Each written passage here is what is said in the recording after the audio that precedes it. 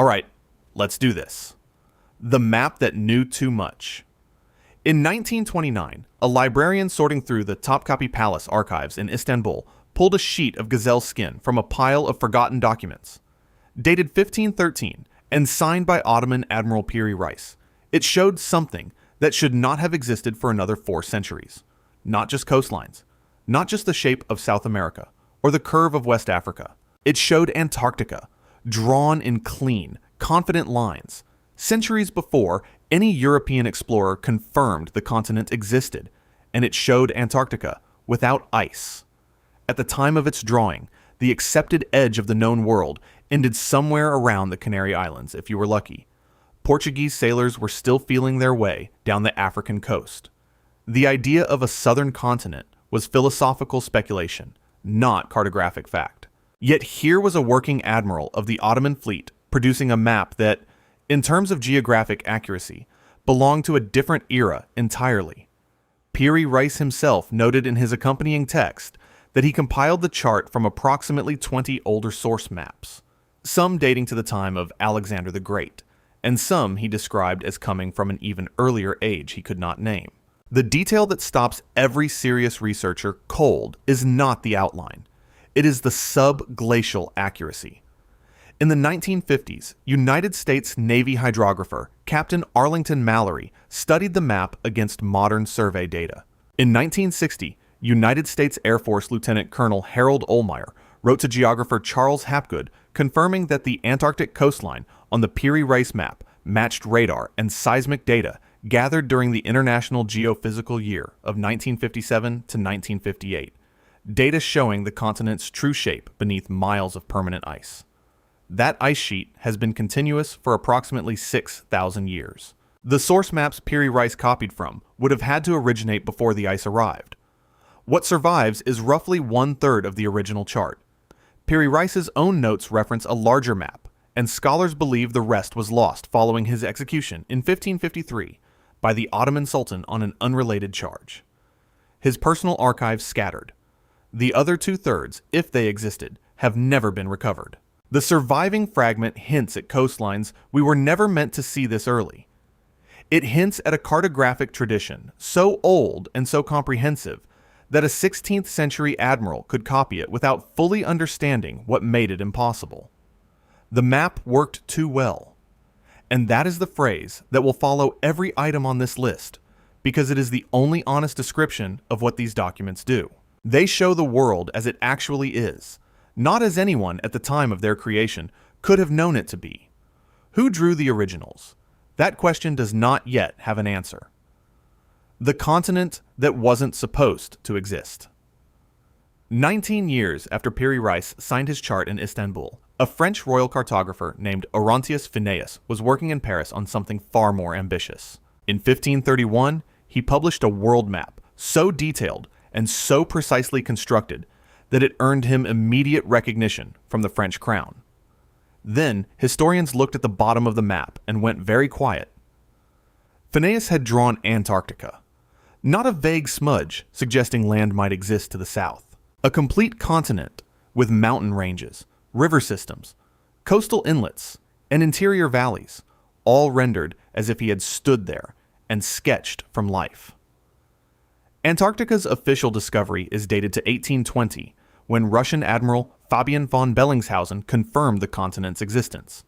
That places the Phineas map 289 years ahead of the discovery it depicts. The standard dismissal from mainstream cartographic historians is that educated Europeans assumed a southern landmass must exist to balance the northern continents, a philosophical idea dating to Aristotle. Speculation, in other words, not survey data. But philosophical speculation does not produce mountain ranges. It does not produce river deltas flowing towards specific bays at specific angles. Charles Hapgood, the American geographer who spent years studying anomalous maps in the 1960s, compared the Phineas depiction against seismic survey data from the United States Navy's Operation High Jump of 1946 to 1947. He found that the interior features Phineas drew, the peaks, the valleys, the drainage patterns, corresponded to what modern radar revealed beneath the ice sheet. Those features are invisible from the surface today. Antarctica has been fully glaciated for somewhere between 6,000 and 12,000 years. The continent Phineas drew is the continent that existed before the ice came, which means the source maps he was copying from were at minimum 6,000 years old. Phineas was no mystic. He was a mathematician serious enough to attempt the ancient problem of squaring the circle, and a cartographer respected enough to hold a royal appointment. He was working from documents, not imagination. He stated as much, crediting older sources he could not fully identify. After his death, those sources were never located. What survived was the map, which sat quietly in academic libraries for centuries, until Hapgood asked the uncomfortable question of how a 16th century royal cartographer knew what American military sonar would confirm 400 years later. The Phineas map does not stand alone. It corroborates the Piri Reis map from a different author, a different country, and a different decade. Two independent cartographers, working from claimed ancient sources, producing the same impossible coastline. At that point, you are no longer looking at a coincidence. You are looking at a tradition, the map that split a continent in two. Most people who know the Piri Reis map and the Phineas map know the outline, Antarctica's general shape drawn too early. What almost nobody discusses is the map that took the impossibility one step further. In 1737, French royal geographer Philippe Bouache presented a chart to the Académie Royale des Sciences in Paris that showed Antarctica divided into two separate landmasses, split by a wide subglacial channel running through the interior. No explorer had reported this. The continent's official discovery was still 83 years away. Bouache was correct. Modern seismic surveys conducted during the International Geophysical Year of 1957 to 1958 confirmed that beneath the Antarctic ice sheet, the continent is indeed divided. East Antarctica and West Antarctica are separated by the West Antarctic Rift System, a massive subglacial basin running roughly along the line of the Transantarctic Mountains. The surface of Antarctica gives no indication of this division. The ice sheet creates a uniform, featureless plain across the whole continent. A person standing on the ice in 1737, had they been able to reach it at all, would have seen nothing but white in every direction. There is no way to guess at a subglacial rift from the surface. Bouache was not a guessing man. He is credited in cartographic history with introducing the concept of hydrographic basins, the idea that landmasses can be understood by tracing watersheds and underwater geography. He thought systematically about what lies beneath surfaces, which makes his Antarctic interior detail even harder to dismiss. He stated that his map was compiled from older portolan charts he could not identify by origin. Those source charts have never been located. Hapgood analyzed Bouache's map in Maps of the Ancient Sea Kings, published in 1966, and found that the depicted channel aligned with the confirmed subglacial geography revealed by 20th century radar. What makes the Bouache map qualitatively different from the Piri Reis and Phineas charts is the category of knowledge it implies. Knowing the coastline of Antarctica requires surveying from the sea, a ship's crew circling the continent in open water. Knowing the subglacial interior requires something more. It requires either ground-penetrating technology or first-hand knowledge from a time when the ice had not yet arrived and the interior was open terrain. The Rift Valley Bouache drew would have been a visible geographic feature during any period when Antarctica was ice-free. 3 cartographers now, 3 countries, 3 centuries, all claiming older sources, all depicting an Antarctica that matches 20th century scientific data, the outline, the interior, the division beneath the surface. Each map adds a layer of detail the previous one left out, as if each cartographer had access to a different fragment of the same original document. If that document existed, it described a continent explored in comprehensive detail during an age we have no name for. The land bridge that history forgot. By 1559, the anomalous maps were no longer a Portuguese or French curiosity. An Ottoman cartographer named Haji Ahmed published a world map that year, containing a geographic feature so strange that modern researchers initially marked it as a cartographic error. In the far north, connecting Siberia to Alaska across what is today the Bering Sea, Ahmed drew a wide strip of continuous land, a substantial land bridge linking two continents that had been separated by open ocean for more than 10,000 years. It was not an error. It was Beringia. Beringia was the land bridge that connected Asia to North America during the last ice age, when sea levels were dramatically lower and vast amounts of water were locked in continental glaciers. At its maximum extent, Beringia was not a narrow land corridor, but a broad subcontinent approximately 1,600 kilometers wide, roughly the size of the modern state of Alaska. It was a habitable landscape of grassland and tundra, home to mammoths, horses, and the first human populations to cross into the Americas. It submerged beneath rising sea levels approximately 10,000 to 12,000 years ago, at the close of the last glacial period.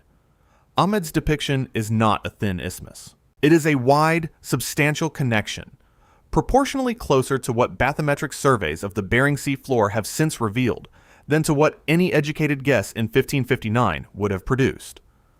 No European explorer had reported this land bridge. It had been underwater for over 11 millennia. Ahmed, like Piri Reis and Phineas and Boachi before him, cited older source charts he could not identify. The precision of the Beringia depiction implies those sources originated during or before the period when the land bridge was above water, placing them in the same temporal range as the source maps behind the Antarctic charts. The people who crossed Beringia were the ancestors of every indigenous civilization in the Americas, from the Arctic hunters of the far north to the architects of Teotihuacan and Machu Picchu. They crossed a landscape that no civilization we acknowledge could have mapped, because by the time any acknowledged civilization existed, it was already ocean floor. And yet, here is that landscape, rendered on a 16th century Ottoman chart with dimensions that match modern sonar data. The map of the crossing survived. The people who crossed it built entire worlds on the other side. The world they left behind, the world that recorded their departure, is the world we have not yet found. Ahmed's map is one more piece of a document that keeps appearing in fragments, always pointing back to an original that no archive has ever produced. The globe that named America, before America had a name. Sometime around 1503, a craftsman carved a world map onto two halves of an ostrich egg and joined them into a sphere small enough to hold in one palm. It had no maker's name. No patron was recorded. No date was inscribed. What it had was a label, written in careful Latin script across the region where North America sits, reading Chic SVNT Dracones, here be dragons. And surrounding that warning was a depiction of global geography that European exploration had no business knowing yet. The object is now held at the New York Public Library. It is called the Lennox Globe, and it is one of the strangest artifacts in cartographic history. The phrase Chic SVNT Draconies is constantly referenced in discussions of medieval geography as shorthand for unknown territory, but it almost never actually appears on surviving maps. The Lennox Globe is one of the only documented examples of its use. More significant than the dragons is what surrounds them. The globe shows South America labeled Terra de Brazil, with proportions reasonable enough to suggest more than the fragmentary coastal reports available to European sailors within a decade of first contact. It shows Southeast Asia with an accuracy that exceeds what Portuguese navigational records from the same period would justify. In Krakow, Poland, at the Jagiellonian University, a near-identical globe was later discovered fitted inside a copper celestial sphere dated to approximately 1510. Different country, different institution, nearly identical geography. Someone was copying this globe and distributing it across Europe, apparently without advertising the fact. The phantom islands labeled Satanas in the North Atlantic appear on both globes in roughly consistent positions, matching their appearance on other early anomalous charts, suggesting all of these objects were being copied from the same family of source documents. Ostrich eggs were luxury items in early 16th century Europe. They appear in royal treasuries and church collections. Whoever commissioned the Lennox Globe had resources and connections. They also had no apparent interest in claiming credit. Anonymous production, deliberate reproduction across multiple countries, geographic accuracy beyond the documented exploration of the era. These are not the characteristics of a curiosity or a novelty. They are the characteristics of a document someone wanted preserved, without being too visible about it. The globe's dragon notation sits specifically over the Caribbean and Gulf of Mexico, regions that would become the most fiercely contested territories of the colonial era within a generation of the globe's creation. Someone knew these waters well enough to name them, chose to mark them with a warning instead of a nation's flag, and then disappeared. The globe survived. The maker did not leave a name to survive with it. The map that named a world it couldn't have seen. In 1507, a German cartographer named Martin Waldseemüller printed a map of the world so large it required 12 separate sheets to assemble. It was the first document in history to use the word America, honoring the Italian explorer Amerigo Vespucci. That naming was revolutionary enough, but buried inside the map, rendered in careful ink on sheets 6 and 7, was something that should have been impossible. A vast body of water sitting between the Americas and Asia, depicted with proportions broadly accurate to the actual Pacific Ocean. Vasco Núñez de Balboa would not officially sight that ocean for another 6 years, in 1513. In 1507, no European explorer had crossed to the Pacific side of the Americas. No expedition had returned with measurements of the ocean's width. No navigator had any basis for estimating how far Asia sat beyond the western coast of the new continents. Yet, Waldseemüller drew it. He scaled it correctly, he placed it in the right position, and he did it a full generation before the age of Pacific exploration began in earnest. The map sold well. It circulated across Europe. Waldseemüller became the man who named America. The sole surviving original was found in Waldburg-Wulfegg Castle in Germany in 1901, having been preserved in a private collection for nearly 4 centuries. In 2003, the Library of Congress purchased it for $10 million, the highest price ever paid for a single map. The purchase underlined its importance. The circumstances of its preservation underlined something else. A document of that historical significance, produced at the dawn of the print era, survived in only one copy, tucked away in a German castle, essentially invisible to scholarship for nearly 400 years. 6 years after publishing the most celebrated map of his era, Waldseemüller revised his work. The 1513 update removed the name America entirely, replacing it with Terra Incognita, unknown land. It modified the continental outlines. It walked back the most dramatic claims of the original. Cartographers do not unname things they believe they named correctly. A revision of that scale, reversing the most famous cartographic decision of the century, implies external pressure rather than updated knowledge. Something apparently convinced Waldseemüller that his original map had shown too much. He named a world he could not have fully seen. He drew an ocean no European had crossed. Then he spent years undoing the work that made him famous. The original map survived. His reasons for abandoning it did not. What remained was a document too right for its time, and a cartographer who seemed, by the end, to have known it. The map that rewrote discovery, twice. In 1965, Yale University Press announced the acquisition of a small parchment map that, if authentic, would dissolve the founding myth of Western exploration. Yellowed and fragile, the chart showed a landmass sitting unmistakably west of Greenland, labeled in Latin, Vinlanda Insula, Island of Vinland. The map was dated to approximately 1440, 50 years before Columbus crossed the Atlantic. Yale announced it on Columbus Day.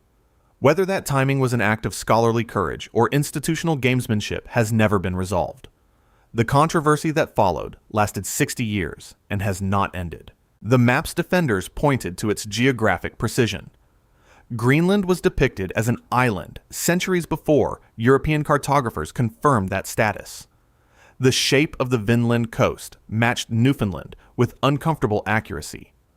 A Latin inscription referenced Bishop Eric Knupson's voyage to Vinland in 1117, a voyage corroborated by the Icelandic annals, a genuinely medieval source. The existence of Norse settlements in North America was confirmed independently by the excavation of Lonceau Meadows in Newfoundland, begun in 1960, just 5 years before the map's announcement. The archaeology proved the Norse had been there. The map claimed someone had written it down. Its detractors pointed to the ink. In 1974, Walter McCrone Associates analyzed the pigment and found anatase titanium dioxide, a compound allegedly not produced before the 1920s, which would make the map a modern forgery. The findings seemed decisive.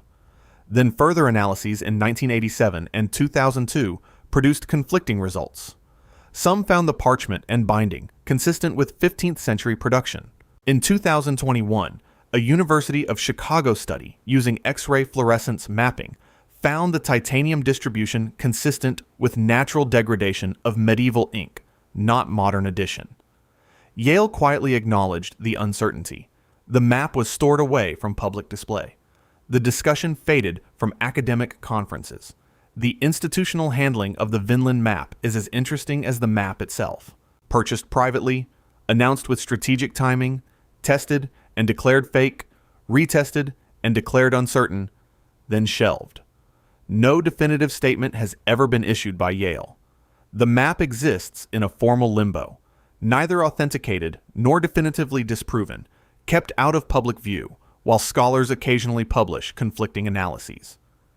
If it is a forgery, it is the most sophisticated and precisely targeted cartographic forgery ever produced.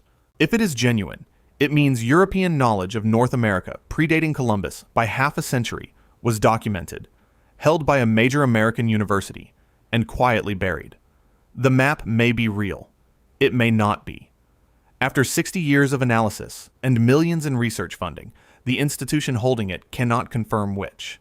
That sustained, carefully maintained uncertainty may be the most revealing thing about it. The map behind the maps. Stop looking at the maps themselves for a moment. Every document on this list contains the same sentence. Piri Reis wrote it in 1521 in his Kitabi Bahriya. Oronteus Phineus wrote it in 1531. Buache wrote it in 1737. Haji Ahmed wrote it in 1559.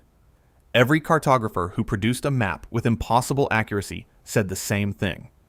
I compiled this from older sources. None of them could identify where those sources came from. None of those sources have ever been found. At some point, you stop asking about the maps and start asking about the library they were all copying from. The library existed. That is not speculation. Eratosthenes, working in Alexandria around 240 BC, calculated the circumference of the Earth to within approximately 1 to 2% accuracy using shadow angles measured simultaneously in two cities.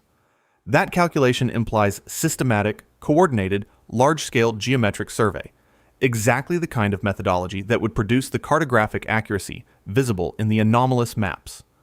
The Great Library at Alexandria held his work and thousands of documents beside it. Between 48 BC and 642 AD, it was progressively destroyed by fire, conquest, and deliberate purge.